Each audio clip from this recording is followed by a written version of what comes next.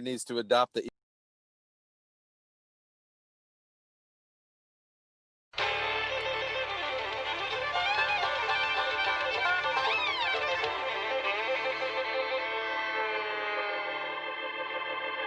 Well, we're coming to your city. Gonna play our guitars and sing you a country song. We'll all be flying higher than a jetliner. And if you want a little bang in your yin yang, come along. Well, come on along and welcome aboard the Indiana Sports Beat, coming to you, of course, from the Golf Club at Eagle Point Studios on this Tuesday. It's August 25th, Todd Leary. We are deep into August. Mike DeCourcy's on with us today. Looking forward to that. Chronic Hoosier as well. But I'm going to talk to Mike about the Big Ten and Kevin Warren, man. As this continues to go on, I am wondering more and more. The damage done to the Big Ten is significant. I mean, this is significant, Todd. We're talking money. We're talking cities, Ann Arbor, Bloomington, Champaign, all these cities that are feeling this, and yet everybody else from Pop Warner on up are playing football. It's an embarrassing look for the Big Ten, in my opinion.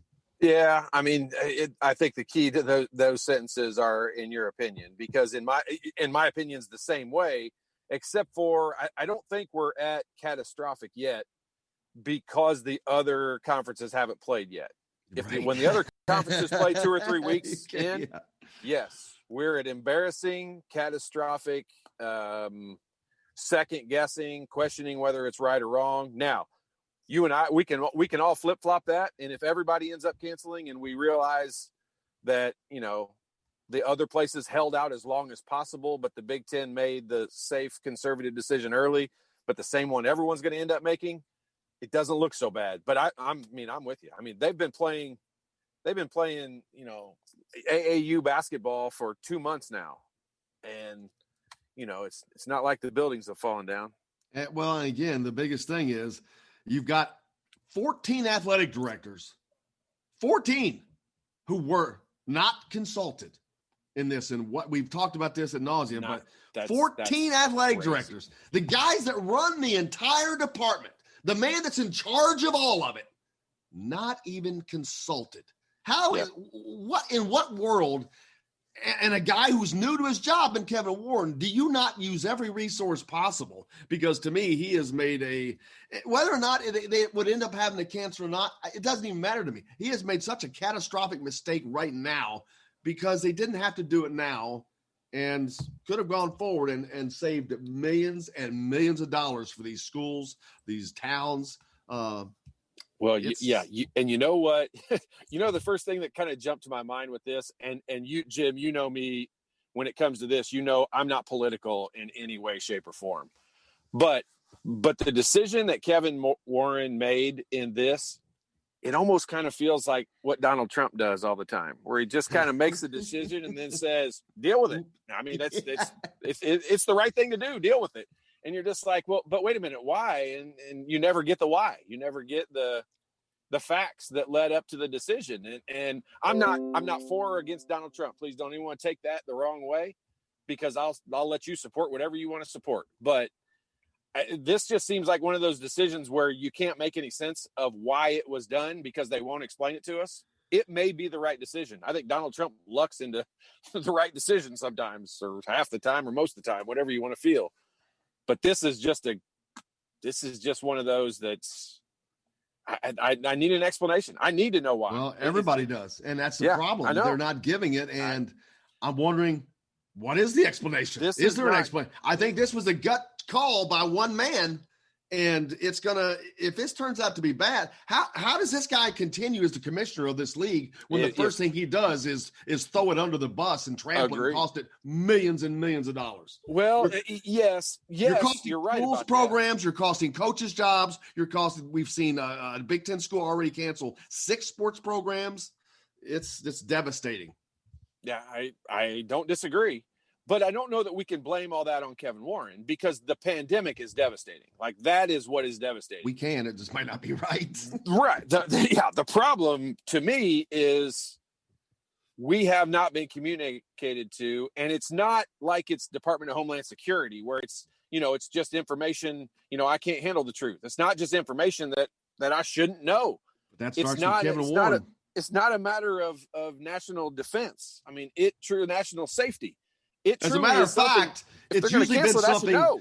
It's usually something that's the opposite. When you're got to make a decision like this that is so impactful, you deliver. Over communicate. Here's what I have. Here's why. Here's what we done. And this is what we're thinking. Nope, not here, boy. And it was a horrible. I think this is going to end up being a horrible decision, gone bad, and it's not looking good at the moment. But of course, like you said, until the other schools play, nothing has happened yet. But yeah, I mean, there's a lot of 10-year-olds out there playing right now. I can tell you that. 15-year-olds, 12-year-olds. Right. There's a lot of kids out there playing. As a matter of fact, in Ohio, and I keep saying this because it's the greatest example, from Pop Warner up, that means from the little 10-year-old kids up, everybody up to the pros. Everybody in Ohio is playing football unless you attend Ohio State University. Unless you attend a college. Yeah. Miami of Ohio. I mean, I know that's not, but it doesn't make a lot of sense. And it makes just zero sense.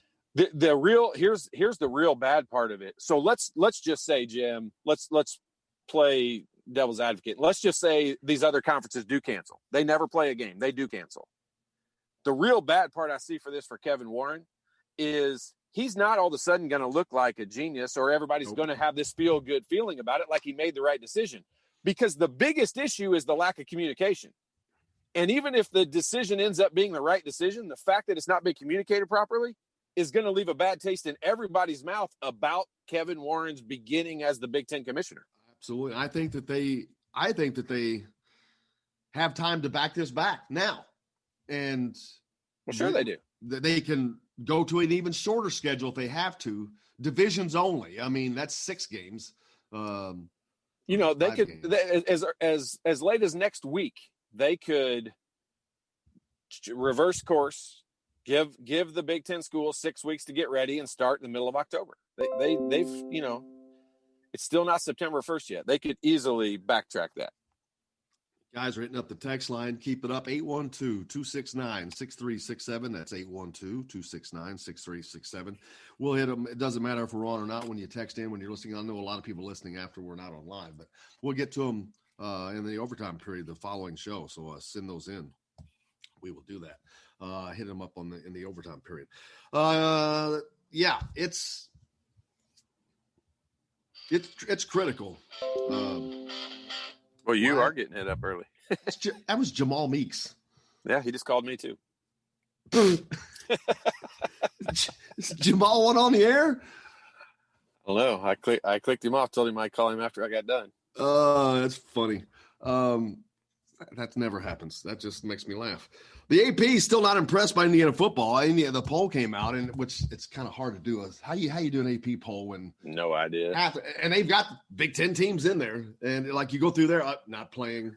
But Indiana 35th, and a little surprising to me. They're dropping.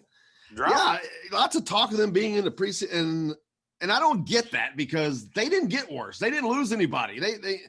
So AP's still not impressed with Indiana football. They just not. They're not of the mindset that they can get it done, and unfortunately, we're not going to get to see that this fall. Yeah, you love proving the critics wrong. I mean, as an athlete, you love proving them wrong. As a coach, I know the coaches love going out and being the underdog and playing that role all year long. Not going to happen. Not going to get that chance. Does Jamal want to come on? You know what? Without prefacing and talking to Jamal ahead of time, you never just want to put him on. Well, he's moved. I noticed he's moved the Fat Boy Fit Club outside. Have you seen that? I've not. He does. If you're not familiar, Jamal Meeks, former Indiana basketball player, teammate of Todd Leary's, been doing the Fat Boy Fit Club on Facebook for like a year. He's on treadmill every day. Longer than that. Long time, just getting after it. And here of late, I've seen him. He's outside, man. He's going mobile. He's out in the woods. He's out trekking it up. I'm like, wow, he's really. We'll have to get him on tomorrow. We have an open spot tomorrow. He can come on. Yeah, that's funny. But yeah, if you don't follow Jamal Meeks on Facebook, it's worth the enjoyment. Fat Boy Fit Club. He gets out and gets with it. Jamal is one of the hidden characters of IU former basketball players. I mean, if if you're not had a chance to hang out with Jamal, let me tell you, the out. first time I ever got to interact with him on the phone, and this is like, oh God, he played for Bob Knight. You can tell. I had to do a phone interview with him, and I'd set it up for 8:30. And then after that, I got tag on it. Yes, Brian. Right before that, a half hour before, and he goes for like 40 minutes, and I'm like, what the hell am I going to do with this? But then I'm like, so then I called Jamal. He goes, "You're late, man. You're late." He was busting my chops. He was giving it to me. I was like, man, it's Evans' fault. Yep. But what a great, Jamal, really great Jamal, I cannot imagine how good a teammate he was, really. And I've not been around him that much, but enough. I've seen enough to know, wow, what a great teammate he had to be. Well, there's different answers to all these questions. But, if you're asked the question of, if you're in a game of horse, who do you pick as the teammate you want? I pick Pat Graham. And if you're in a game of 2-on-2, who do you want? I pick Calbert Chaney. If I'm in a fight or a war or a gun match or a knife fight or anything, I pick Jamal. Like Jamal fits a lot of categories, and you don't want to back that dude into a corner because you're not going to like what happens. No, I love it. And I love having him all have to do that again. Looking forward to doing that again. NBA in action, man. How about the Pacers? Daggone, swept out. They lost last night.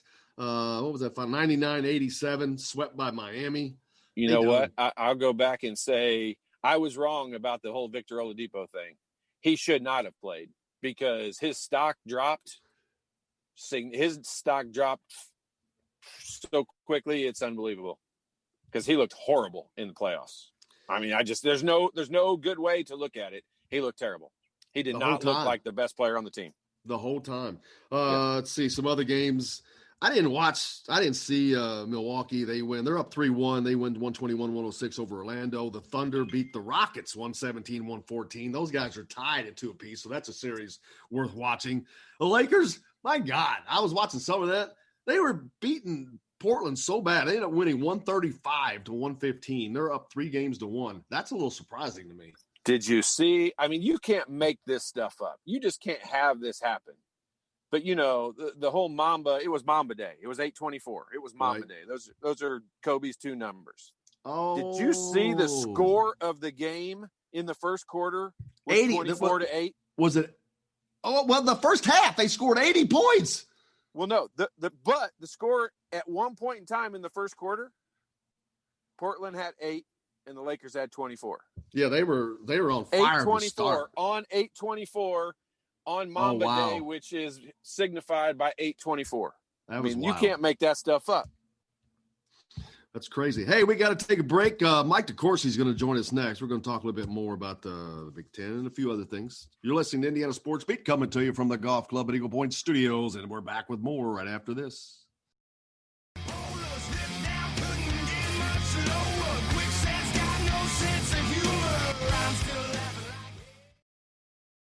Hello, everybody. Jim Coyle from Indiana Sports Beat. When I'm not covering the Hoosiers, you can find me at Bubba's 33 in Clarksville, located on the northeast corner of I-65 at Veterans Parkway. Bubba's 33 has hand-tossed pizzas, bold burgers, and ice-cold beer from a select list of local craft brewers. An incredible food selection, all made fresh daily. Whether you're meeting the team for that post-win meal in the family dining area or meeting friends for happy hour to watch the game on one of Bubba's 50 TVs. Bubba's 33 in Clarksville. Pizza, burgers, beer. We all want a winning smile for those championship photos, and that's exactly what you will get at Reynolds Family Dentistry in Sellersburg. Reynolds Family Dentistry has been serving the dental needs of Hoosier families for over 30 years. Let Doctors Roger and Jay Reynolds take care of your family. Just off of I-65 at 809 South Indiana Avenue in Sellersburg. Call 812-246-3368. That's Reynolds Family Dentistry, 812-246-3368. I'm Ryan Shaddy, and I'm a Hoosier. As a toddler, you could always find me running around in a cream and crimson onesie and a red IU hat reminiscent of those worn during the world-famous William Tell timeout, shouting, "Go Hoosiers!" Like many other alum, I chose to make Bloomington my home. As a civic and alumni leader, I have become very knowledgeable about our community and would love to share my insights with you as your realtor. Find me on Facebook or call or text me, Ryan Shaddy, with FC Tucker Bloomington Realtors at 765-623-9093. Now that warm weather has arrived, it's time to hit the links, and there's no better place than the golf club at Eagle Point in Bloomington.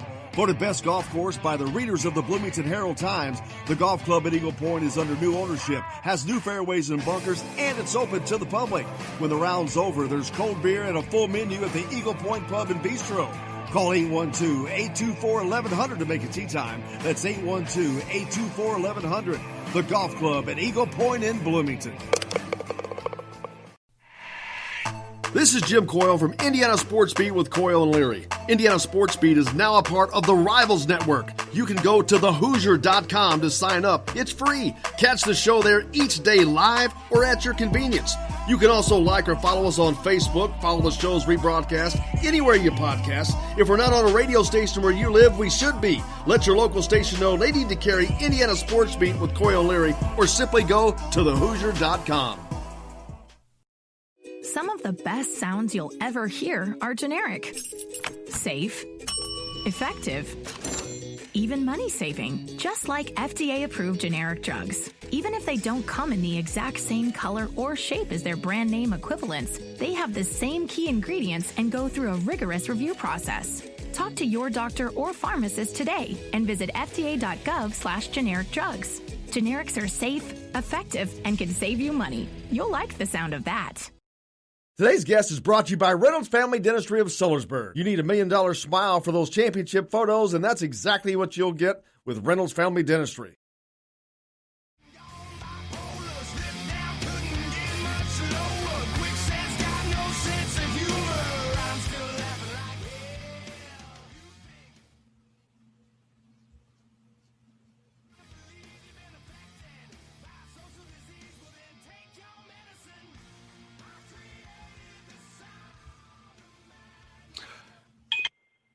Welcome back to Indiana Sports Beat. Coyle and Leary coming to you, of course, on this Tuesday, August 25th from the Golf Club at Eagle Point Studios, joined now by one of our absolute favorites, Michael DeCourcy from the Sporting News, Big Ten, Fox.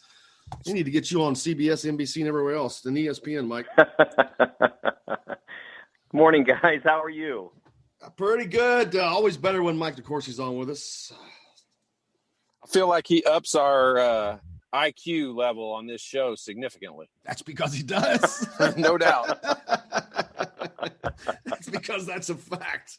Oh, Mike, I saw the new AP poll was just out, and Indiana didn't get a lot of love, which not surprising, but a little surprising. They're further down, I thought. I thought that with all the talk coming into the season, although it's a weird season, but 35th, they were a little further down than I thought they were going to be.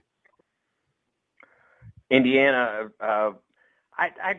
I would say that that's still, if you look at it, for a football program that a few years ago, I mean, I'm trying to remember when. Sometime in the mid-2000s, I visited Indiana to write about one of the forlorn programs. We sent writers to a bunch of different programs, Rutgers at that time. I can't remember where all we went, but I came to Indiana. I think Jerry DiNardo was the coach then, and it was about basically the story was about, can you ever get it off the deck? And so to be in the others receiving votes category now it's a massive step forward over the course of that time. So I think they have to feel very good about the direction their program's going. Oh, no doubt. I mean, the recruiting, the successes that Tom Allen's achieved, still, to me, they're staggering for what he's done. And hopefully we'll get to see that on the field. Hopefully, I guess in the spring we'll get to see that on the field. Of course, that's been the big topic of debate. And the Big Ten not playing this fall while a lot of others are, as of this moment, like Todd said, if they don't play, then that decision's going to end up looking great. But right now things are going on. It's so hard on the cities and the towns and that go along with these schools, Mike. It's just such a big blow to this Big Ten footprint. Well, honestly, the lack of competition is a blow to the young people and to those of us who love to watch as fans. But the towns were already going to feel it as a result of the pandemic and the inability to stem it here in the United States the way it has elsewhere. We were going to go through a football season in which there was going to be minimal to no attendance. That was inevitable. And so they are already feeling it. It's the people who don't get to play they're the ones who feel this now at this point. From a business standpoint, depending on whether campuses are open or not, at least they have campus life in their towns now or cities that wasn't there for a good part of the spring, and obviously isn't ever there in the summer. And so hopefully those schools that are open can stay open. And when I mean open, I mean campuses being open and students being on campus. Those that are, hopefully they can stay open. But we're seeing in a variety of places, young people choosing not to follow the guidelines that have been established for them by their universities in a lot of different places, not just in any Big Ten schools, but all around the country. Yeah, we've seen Purdue has suspended 36 students. I know there was a party in Indiana last week that's under investigation. But the athletes themselves have seemed like they've been putting in the time and doing the things they need to do. But one of the other things that has come up that is gigantic to me is the NCAA has approved the eligibility extension, giving athletes a 5th year of eligibility and a 6th year to complete that. That's going to change a lot of things for teams as far as roster management and how many years out it's going to take to flush this out of the system. It's going to change some things. Yeah, I now that they've done that, I wonder what they do to roster size because the class of 2020 or 2021, I should say, now is affected by that. And I mean the high school class of 2021. Right. Okay, so they're already having, in a lot of places, no football or limited football, or they're struggling to get on the field, just as they are in some Division I colleges. And so to put on them also, well, not only that, but now there's no scholarships for you. That's rough. So if you're going to do this, then I think you have to expand the scholarship limits for the schools, or the schools are either going to have to say, okay, you can stay, but we can't keep you on grant. You're going to have to pay your own way for that 5th, 6th year, whatever it might be. It really puts the schools in a tricky position if they don't change the roster sizes. And if they do change the roster sizes, then it puts schools in a tricky economic position. So I understand why they did it. But I personally would have waited to see what sort of seasons they were able to deliver to the athletes before I made a decision like that. If you play 8 games, something like that, in a bowl game, maybe if you or a championship game or something like that, I'm not sure that's not a full season. I understand it's not what you dream of, running out into one of the big stadiums before 100,000 people or whatever, but it's still a pretty full season, and so I'm not sure that necessarily needed to happen. At least now, it maybe later on if they can't accomplish a season in any particular sport, then like they couldn't in softball or baseball in the spring and some of the other spring sports, then I understand totally why you would grant that extra year. I agree, and it just I talked to Tom Allen about it, and he's the same way. They don't know how it's going to affect, and I don't know. Would this help a particular set of teams, let's say the mid-level teams that's trying to get better, or is it just equal across the board since it is an equal move? I think it could help some teams like in Indiana because if players decided they wanted to remain, whereas if you're it would be dependent on whether or not you were a serious professional football prospect. If you're not, and you usually know, I mean, then you might decide to stay an extra year and play an extra year because you know you're probably in the future going to be going to business or journalism or whatever. And Peyton Ramsey at Northwestern. More. Yeah, I think that's a good example. I think those kinds of players, they can be very good college football players, but not necessarily NFL prospects. I mean, I covered a championship team in 1986 at Penn State that had a lot of good pros, but like quarterback John Schaefer, he knew he was never going to play in the NFL. He went to camps and tried to make a team, but he didn't, and ended up going to Wall Street and making a lot of money. But he knew he wasn't necessarily an NFL QB, so he might have stuck around for another year in that circumstance, players like that.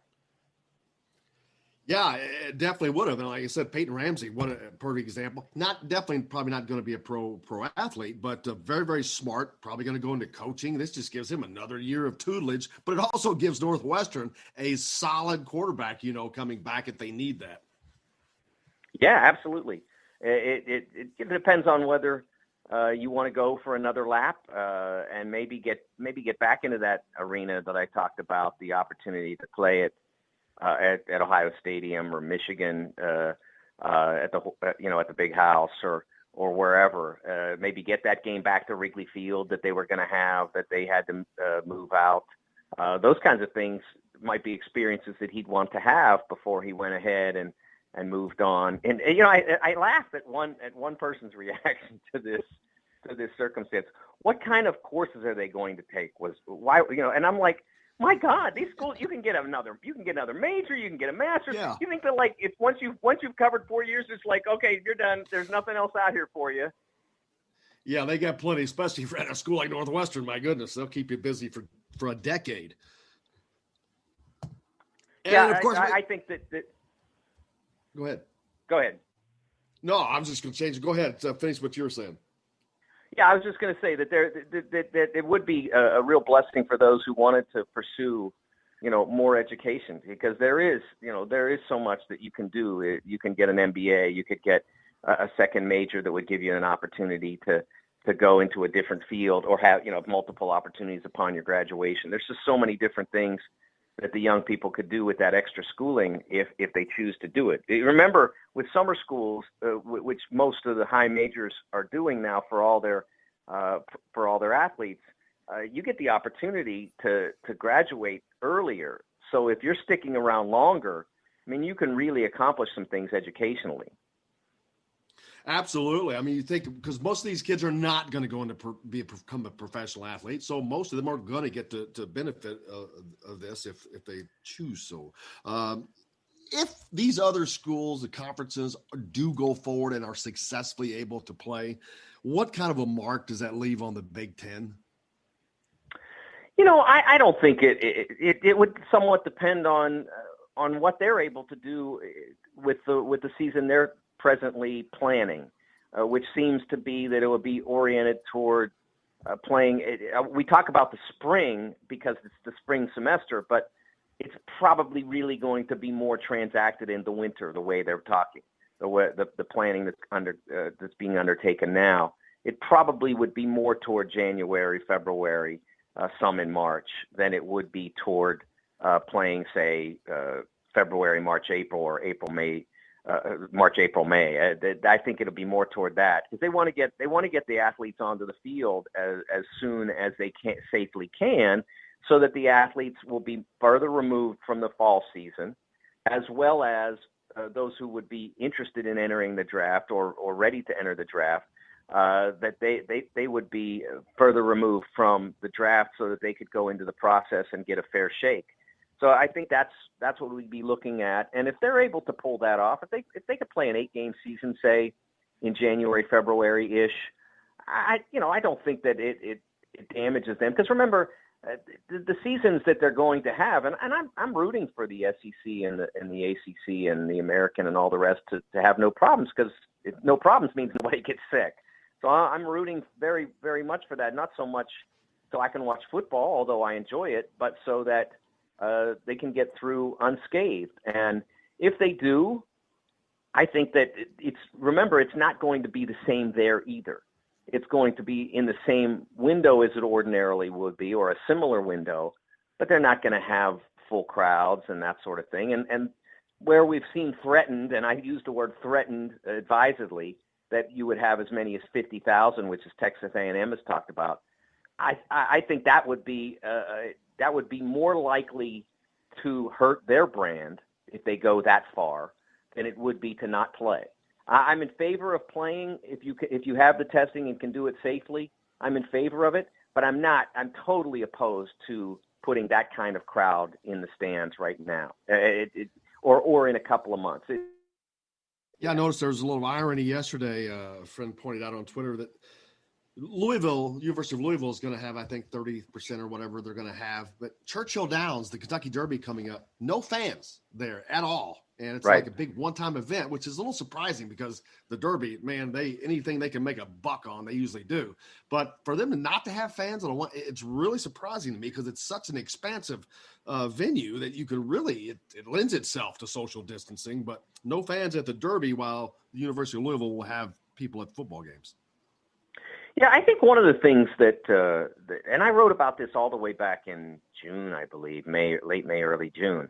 One of the problems that you come up against if you do some fans is that you alienate those fans of yours who feel like, well, wait a second, how come it's not me? I want to go. How come I can't go? Who gets in? Yeah, who gets in? Yeah, and I think that's something that I talked about with Joe Castiglione from Oklahoma and Mike O'Brien, the AD at Toledo, and some others.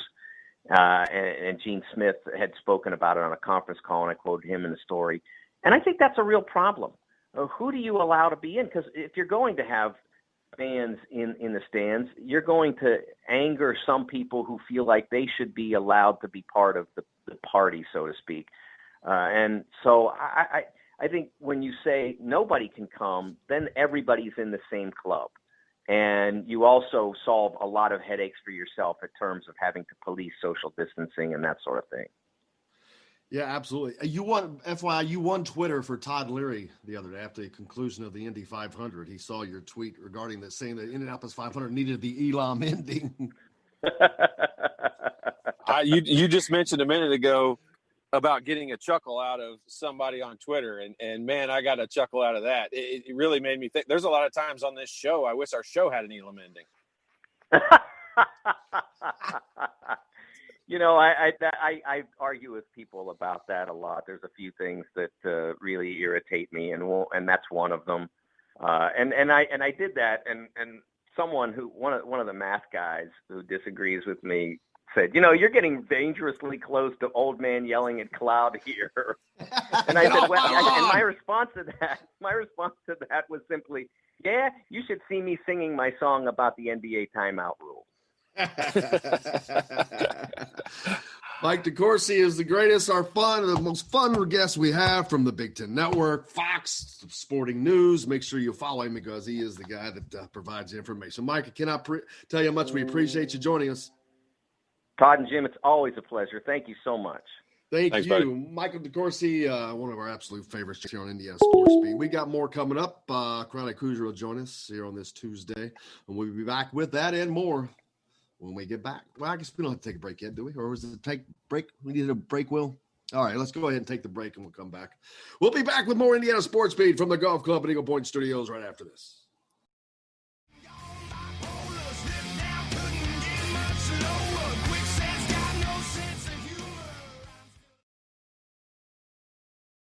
Hello, everybody. Jim Coyle from Indiana Sports Beat. When I'm not covering the Hoosiers, you can find me at Bubba's 33 in Clarksville, located on the northeast corner of I-65 at Veterans Parkway. Bubba's 33 has hand-tossed pizzas, bold burgers, and ice-cold beer from a select list of local craft brewers. An incredible food selection, all made fresh daily. Whether you're meeting the team for that post-win meal in the family dining area or meeting friends for happy hour to watch the game on one of Bubba's 50 TVs.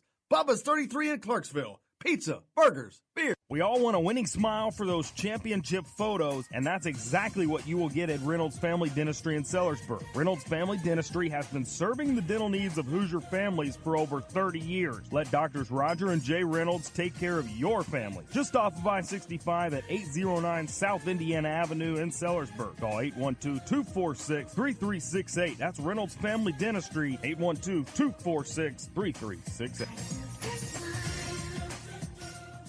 I'm Rain Shaddy, and I'm a Hoosier. As a toddler, you could always find me running around in a cream and crimson onesie and a red IU hat reminiscent of those worn during the world-famous William Tell timeout, shouting, "Go Hoosiers!" Like many other alum, I chose to make Bloomington my home. As a civic and alumni leader, I have become very knowledgeable about our community and would love to share my insights with you as your realtor. Find me on Facebook or call or text me, Ryan Shaddy, with FC Tucker Bloomington Realtors at 765-623-9093. Now that warm weather has arrived, it's time to hit the links, and there's no better place than the Golf Club at Eagle Point in Bloomington. Voted best golf course by the readers of the Bloomington Herald-Times, the golf club at Eagle Point is under new ownership, has new fairways and bunkers, and it's open to the public. When the round's over, there's cold beer and a full menu at the Eagle Point Pub and Bistro. Call 812-824-1100 to make a tee time. That's 812-824-1100. The golf club at Eagle Point in Bloomington. This is Jim Coyle from Indiana Sports Beat with Coyle and Leary. Indiana Sports Beat is now a part of the Rivals Network. You can go to thehoosier.com to sign up. It's free. Catch the show there each day live or at your convenience. You can also like or follow us on Facebook, follow the show's rebroadcast anywhere you podcast. If we're not on a radio station where you live, we should be. Let your local station know they need to carry Indiana Sports Beat with Coyle and Leary, or simply go to thehoosier.com. Some of the best sounds you'll ever hear are generic, safe, effective, even money-saving, just like FDA-approved generic drugs. Even if they don't come in the exact same color or shape as their brand name equivalents, they have the same key ingredients and go through a rigorous review process. Talk to your doctor or pharmacist today and visit fda.gov/generic drugs. Generics are safe, effective, and can save you money. You'll like the sound of that. Today's guest is brought to you by Bubba's 33 in Clarksville, with hand-tossed pizzas, bold burgers, and ice-cold beer. Pizza, burgers, beer. Bubba's 33 in Clarksville.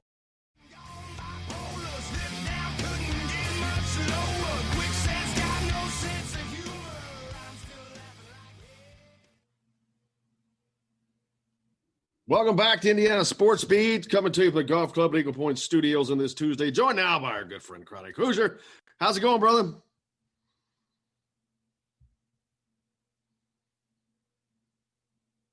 Can't hear him, Will, if he's on there. So, Chronic, you still with us?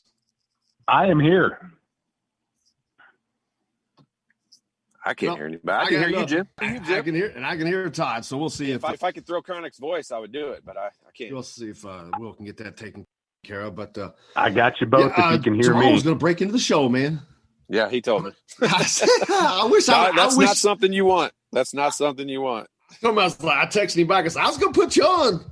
But yeah, he could have fired up. I wish I'd answered that. But that would have been funny. Put him on, especially now if we have a problem getting Chronic on. But love having Mike on. Man, I could go all day talking to him. Nope. He's one of the great wordsmiths of our time. He's so good at what he does. Yeah, he does a great job. It's kind of breaking down things. And, he's been around for so long. He's seen it all. This is not some Johnny come lately. He references like what he did on the show today, covering a national championship team from Penn State in 1986. Like, he's got such a library of experiences and stories that he's written to fall back on, that it's nice to be able to talk to someone that, obviously in the pandemic, there's not really a lot to compare that to. So we're all kind of on new ground, but it is nice to have some things you can fall back on with a guy like Mike. Absolutely. Working on getting so Chronic, you with us now? I'm here. There we go. He was there. We just couldn't hear him. We got Chronic Hoosier joining us here on the program. How's it going, brother? How you been? I've been good, man. Been good. We are just getting by. School's officially back in session. Kids are back in school. It's slowly creeping back to normal here in Bloomington, man. Yeah, I had some high school football last week. Unfortunately, it didn't work out well for the local teams, but it's up and running. That's just all you want to see. You got high school football going, and seeing these kids get out and get to participate, fun stuff, and I hope everybody's staying healthy. And every day we talk about wear your mask. I think that's gotten a little bit better with people. I hope it's becoming more and more of a habit for them, and a little bit less they feel a truce. I've never felt it as a big deal. I'm like, hey, I don't care, whatever. It's like putting a Band-Aid on something. I'll protect it. If you get a cut, you got to put a Band-Aid on to keep it from getting infected. Yeah, so I don't care. I think we should all be doing it.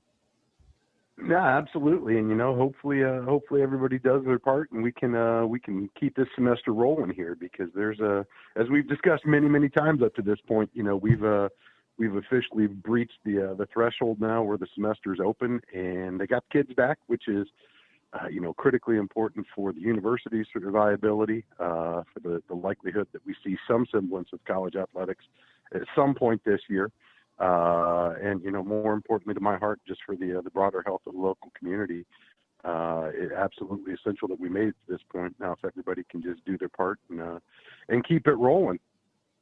Yeah, for right now, sports is kind of over for us for a little bit. We just had the 500 complete, and the Pacers are already out of the playoffs. So we got to wait till basketball starts, basically, around here, other than high school sports right now. So are you saying golf's not a sport? They're not athletes. They're not athletes. What are you talking about? Inside Baseball? joke. There's baseball. That's okay. Yeah, we don't count. We're not allowed to talk about them we on our don't. show. I'm We've so banned mad about baseball, man. Hey, what about the new rule, Chronic? The NCAA has extended eligibility, and you get basically a 6th year to complete 5, which is going to be crazy. First of all, are they going to allow records to be affected by this? But then I wonder, how is this going to affect programs like Indiana? Indiana is a team that's on the verge. They're trying to climb. Is it going to help them get up there, or because the Ohio States and Penn States and all that get it too, is it just going to be no effect? It's really, really tough to say right now. I mean, there are so many ramifications of these decisions that are that remain kind of up in the air as far as how it's going to play out. Are they going to bump the scholarship limit so that you can continue to carry those 6-year seniors and still make room for the freshmen that, you've invested quite a bit of resources in recruiting and getting to campus. The records one I hadn't even considered, but that's certainly something that's going to come into effect here. I mean, there's just so much that's got to be worked out in order to make this plan actionable. Personally, I think it benefits a program like Indiana, where perhaps you don't have the number of pro prospects. Don't get me wrong, there's going to be some kids that get paid to play on Sundays coming off this football team. You can guarantee that. But from a percentage of the roster, is it anywhere close to the Ohio States, the Penn States, the Michigan? Probably not. And, those guys in that position have some really, really difficult choices to make here, in the event that they can pull off this spring/winter schedule that's being proposed right now. How many games do they play? What type of toll does that put on these bodies that are going to be asked? For many of them, turn around and do it again in the fall, hopefully, assuming we can keep everything going. So there's just so many unknowns at this point. It's really, really difficult. I can't imagine what type of issues this has put on the plate of these student athletes, because quite frankly, there's not been a whole lot of resolution as far as any of it goes, be it eligibility, be it records, be it, just anything for that matter right now. So it's incredibly difficult time for these guys to be planning. And I can't imagine the administrators having a whole lot better right now either, trying to figure out how to put all these squares in circle holes. But that's basically what they're being asked to do, having to create this new season out of thin air and whole cloth in just a matter of a few short months. Absolutely. And this is kind of a permanent thing, because I don't know how, once you put that 5th class of athletes in that, Todd, I mean, how that's there. I mean, because I don't know that from now on, because you can't really back out of it. It would take a long time to back out of that. It is. And like when you bring up the record side of it, that could potentially be an issue. It most likely wouldn't be, but I mean, you can take a guy like Luka Garza. If Luka Garza stays 2 more years at Iowa, he would break Calbert Cheney's scoring record in the Big Ten without a question. But, the likelihood of that's probably not big. We're surprised he's coming back this year even. So, I don't know that it's going to be an issue, but it potentially could. But when, my bigger issue or thought right now, if the NCAA is going to come out and make this decision and grant an extra year, I almost think they're going to be required right now to grant a transfer for any kid in the Big Ten that wants to transfer to a school that's playing, or a conference that is going to play. And so you take Justin Fields is my prime example. This is his last year in college football. And, is he going to play in the spring? No. Even if they play, he's put out the petition. He's been on the leader of saying we want to play. If the Big Ten plays in January, I would be completely shocked if he plays. But if I were him and you could transfer to an SEC school and go back to Georgia and play this season, I think the NCAA should allow that if the Big Ten's not going to play.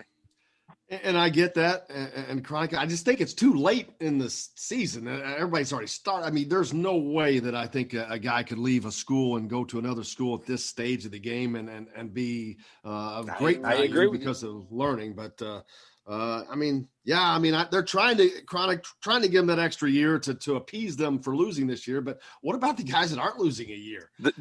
And the juniors and seniors that are going to go pro, this is doing them no good anyway. It's really only going to be the guys who, are kind of mid-level players. This is not going to affect a Trevor Lawrence or a Justin Fields or guys like that. It's going to affect the middle of the road guys who we probably don't even know their names right now, but we will because they're granted that extra year. Chronic, we're getting close. Well, apparently Indiana has a new assistant basketball coach. Not been made official yet, but if all indications of what we're hearing are accurate, I think Archie landed a pretty good one in Kenya Hunter.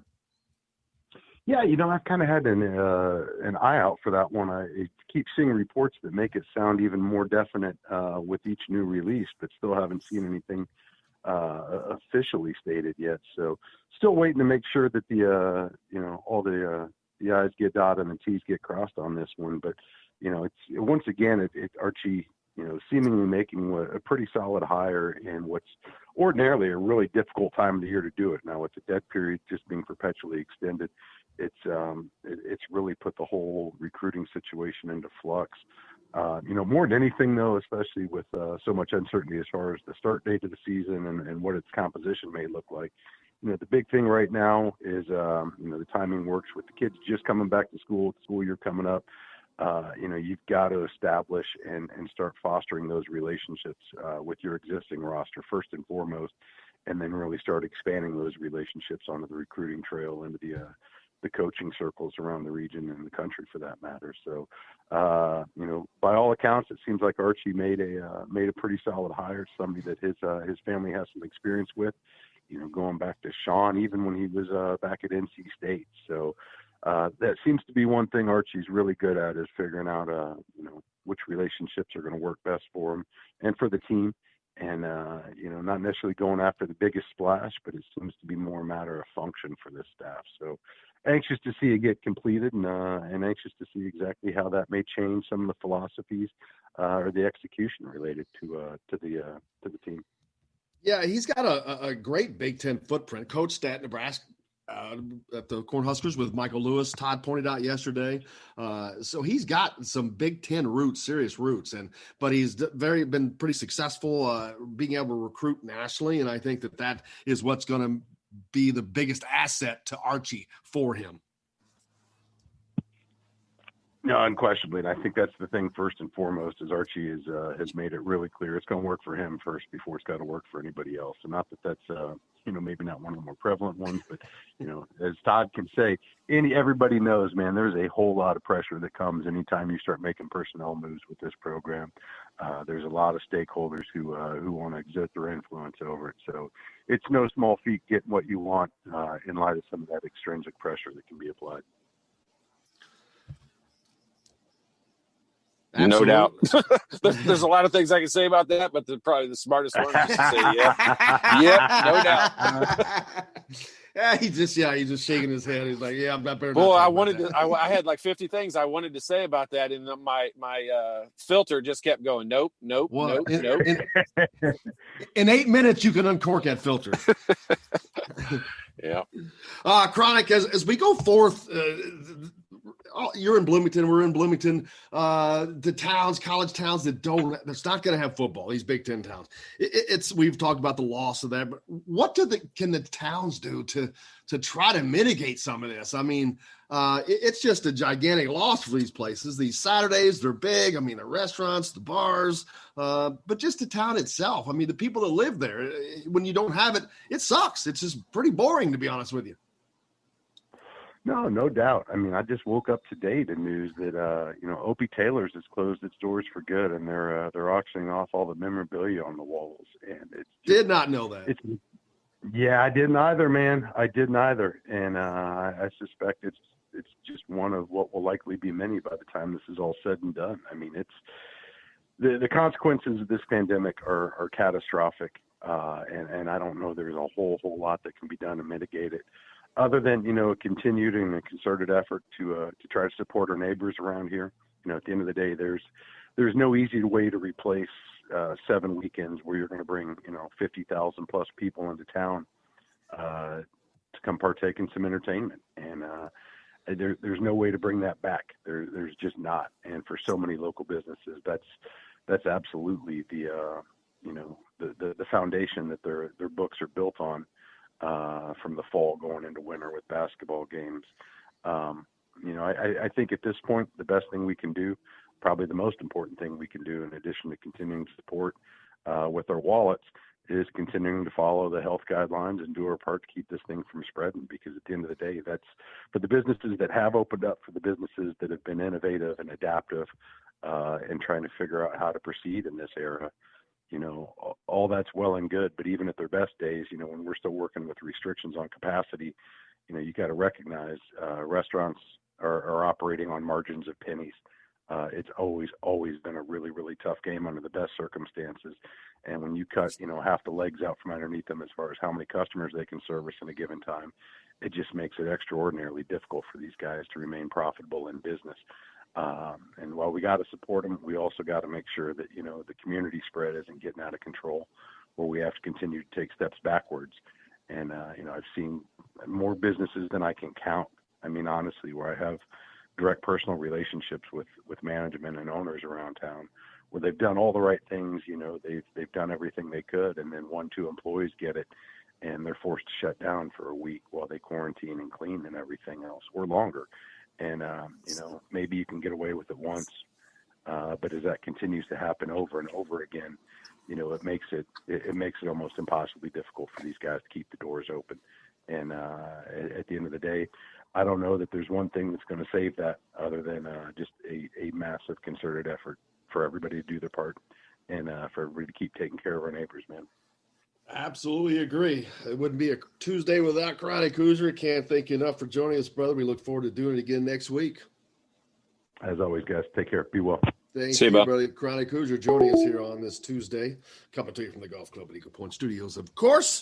Todd Leary, Opie Taylor's. I wonder how long that's been open. Well, it was there in 1989. I can tell you that. Yep. That's surprising. That's not surprising, I guess. It sucks, but you know what? That is terrible because it's not surprising anymore. And it's no one's fault. Like, we can't blame this on Kevin Warren. We can't blame it on Donald Trump. We can't blame it on anything. We can blame it on the pandemic, and that just sucks because there's just all we can do is move forward and try to keep these things from happening in the future. But man, the ramifications of this down the road are going to be huge. I mean, you keep asking our guests, and I'm glad you do, because I want different people's reactions to, what's going to happen to a town like Bloomington. You can't serve virtual meals. As a hotel, you can't sell virtual rooms to people. I mean, we can still watch sports on TV, but the dollar value of having a home game is gigantic to so many. It's what's made Bloomington kind of a cool place. And, Bloomington's one example of, thousands of those across the country. And it sucks. Yes, it does. Yes, it does. But we have to go forward. You got to keep moving. I mean, like you said, we got high school sports. Go out and support the high schools as much as you can. Virtually watch them, buy a pay-per-view game on TV. So watch it somehow. I mean, I saw Carmel was doing pay-per-view for their football games. This has got to be good business for some of these high school programs. I mean, if you can't go, I mean, hey, what would you rather do? I mean, yeah, being at the game's always better, but if you can't go, if you get to see it, that ain't a bad deal. Well, especially in scenarios where I know, like, high school football, and college is kind of the same way, but high school just has already started. And this time of year was awesome to watch football games, especially then you get like late September when it's like, 60 degrees at night. That's like perfect football weather. But then you get into late October and November when they're playing those outdoor games at Carmel and it's 14 degrees and snowing and windy and sleeting. No, I'd rather watch it. I'd rather watch it on pay-per-view. That plan won't be bad at all.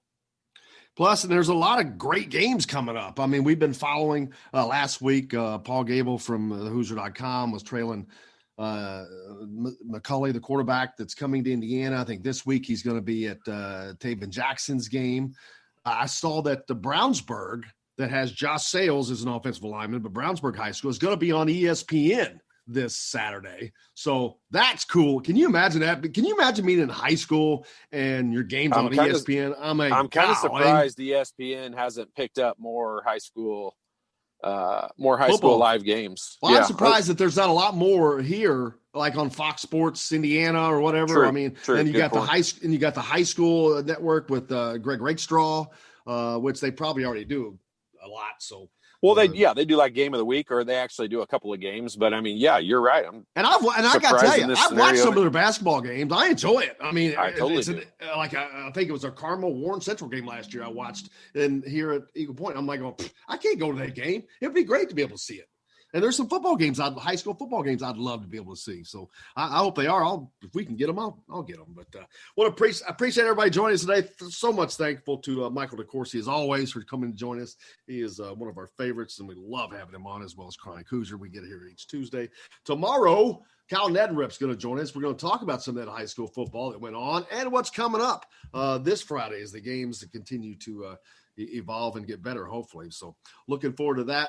And if you want to stay with us in the overtime period, we'll get to the text questions. But other than that, we appreciate everybody. Thank you. And thanks for Todd. I'm Jim Coyle. And make sure you wear your mask. Do something nice for somebody. Until tomorrow, I will see you on the radio.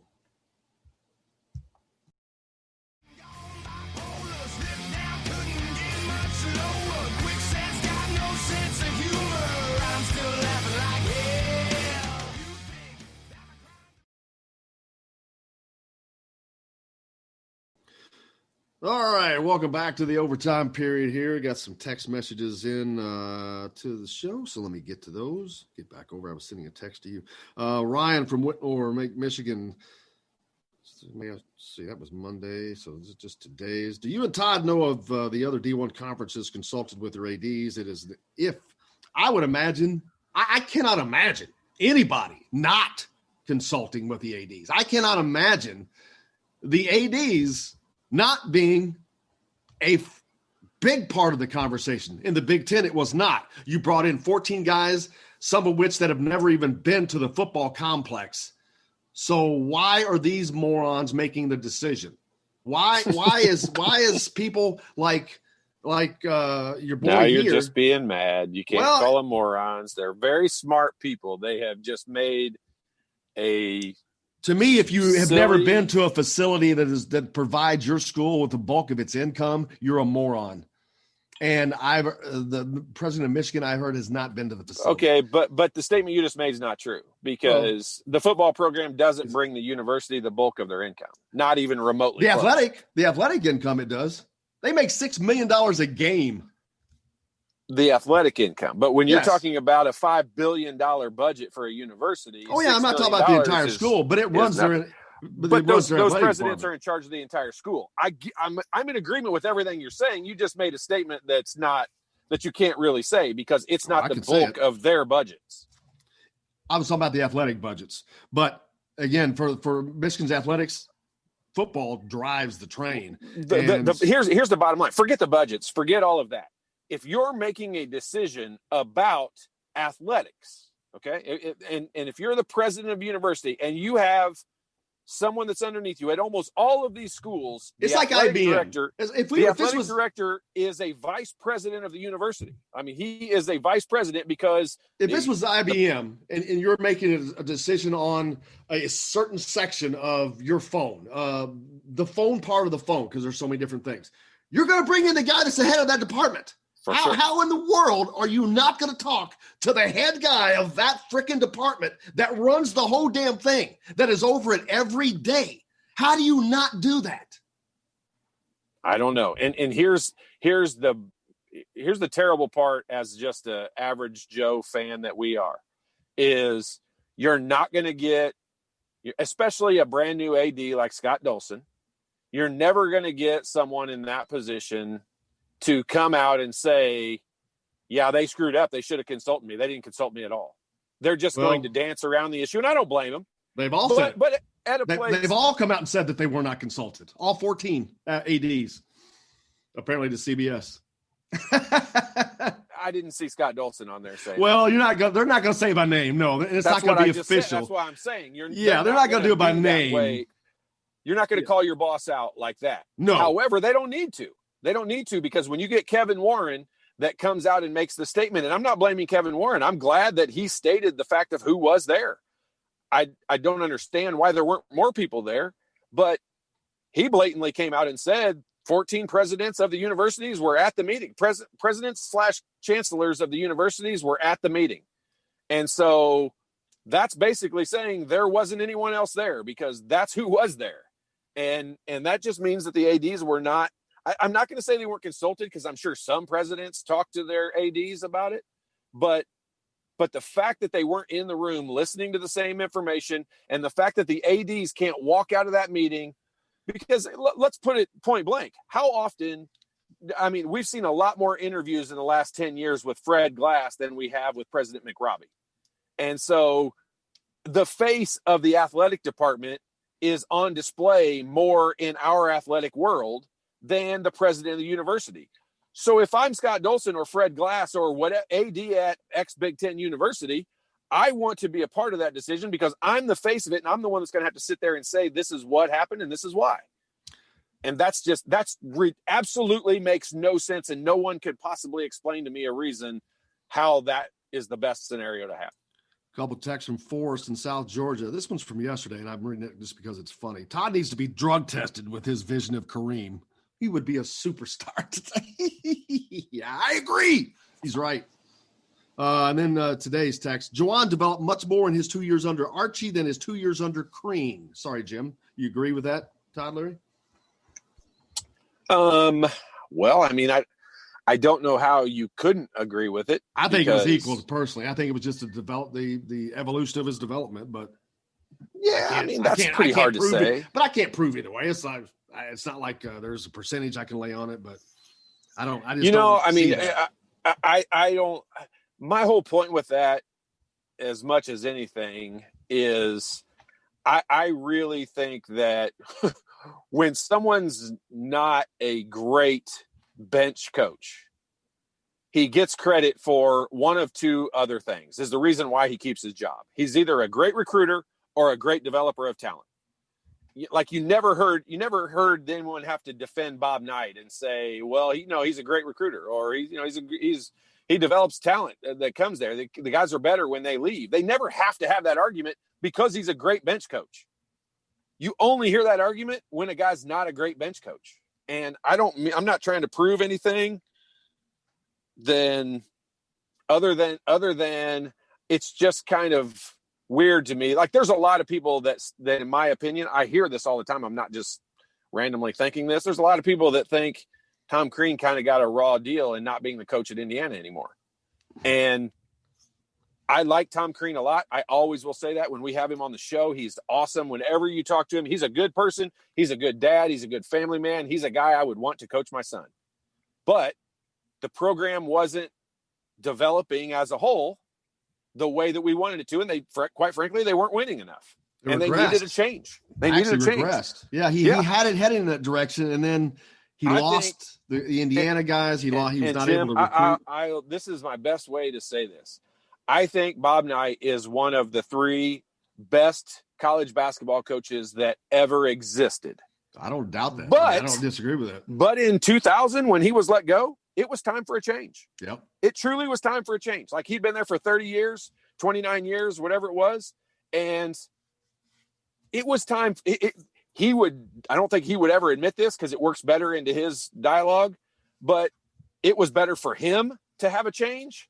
It was better for the university to have a change. The only people it wasn't better for are the diehard people that just want to love Bob Knight more than they love Indiana University.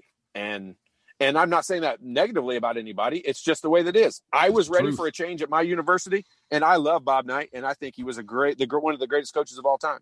But it was just time for a change. When Tom Crean left, his tenure was much shorter than Bob Knight's, obviously, but it was time for a change. That may be the best I've heard that put, because that's just accurate. I mean, it really is. His coaching he had not lost anything with his coaching, but times were changing, and he was not adjusting. Well, he wouldn't adjust anything. Everything was on his own schedule. So right. And that it just kind of played itself out. I mean, things have evolved over time. College basketball is different than it was in 1975 and 6. And, it just, some people adapt better to things than others, and some people choose not to. But, one of the things we didn't talk about, I meant to bring this up earlier, Jim, to kind of get your opinion on this, because it does have a relation to Indiana basketball. The 76ers, I believe it was the 76ers yesterday, fired their head coach, right? Did you see that? Oh yeah, I forgot about that. Who would be a good close by coach to take that job? To Philadelphia? Yeah. Jay From Wright? There or currently in that? Currently in that area? Jay Wright?